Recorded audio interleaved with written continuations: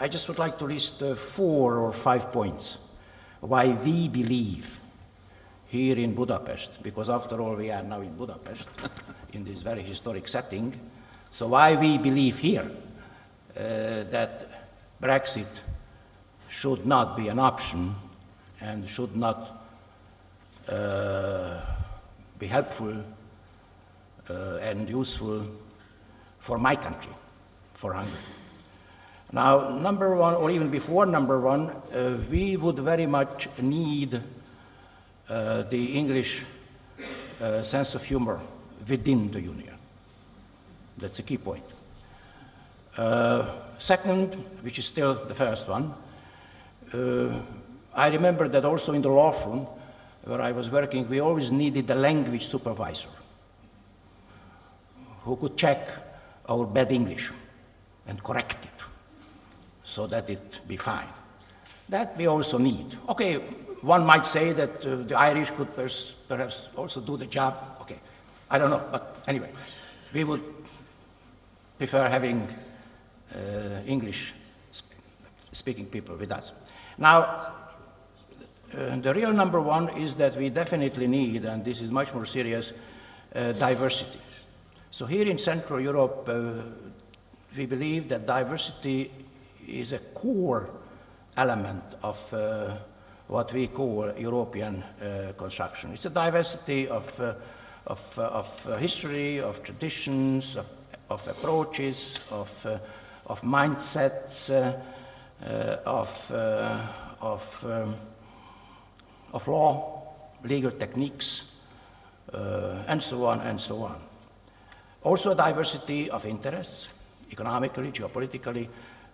So that's why it is so frequently said that we are, in fact, or we would like to be united in diversity. Now, number two, again, a serious point. This country is deeply interested in a further reinforcing, and deepening of the single market. We export roughly 80% of our GDP to, or in fact, in the single market. And we know that UK has always been the driving force, the engine behind the single market. It still is, but some of us still recall Lord Caulfield many, many years ago. And it's still going on. We know important agenda, including, for instance, capital market, which I believe is crucial for this country. So that is a very serious point. And so if we lose the UK, of course, I have some doubts about the further deepening of the single market, which is for us, I repeat, a vital element. Now that brings me to the number three, which is we very much would like to have a more open Europe. We support free trade.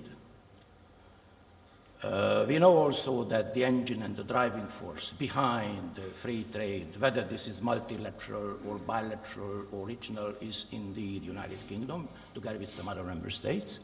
We know about the ongoing and heated debates about trade and free trade in general. It's one of the hottest topics now. I would call this a clash of ideologies. My personal view is that we need free trade. We also need rule-making, that's correct. But again, if we lose the UK from this game, proponents of trade and free trade will be weaker. One other point, this country exports around 100% of its GDP. So we live on trade, and we think that trade is good. I think, let's put it that way. And free trade is even better. Or as the Romans said, navigare necesse est. Last point, but that's also related to the former ones. We need a strong Europe that could play a much more important role on the international scene, in the global system. We need a much stronger common security and defense policy. We need much stronger defense capabilities, and so on and so on. How can you imagine a European Union without the defense capabilities of United Kingdom? So all in all, that's how we look at it from this city, from Budapest, maybe also from some other countries of the region. We know that this is not that much relevant. We know that this could be the last point a British voter would take into account. Maybe some still, maybe having some Central European background. Some people might think about that. What is good and what is bad for Central Europe? This will not be a basic fact. Might even be irrelevant. In any case, I believe that what we are saying here in Budapest or Warsaw or elsewhere, at least it will not be counterproductive. I think that's a very humble expectation. But, John, if we have this conference, I wanted to use the opportunity to give you a Hungarian perception, or perhaps to some extent my personal perception as well. With that note, okay, 5 minutes. John.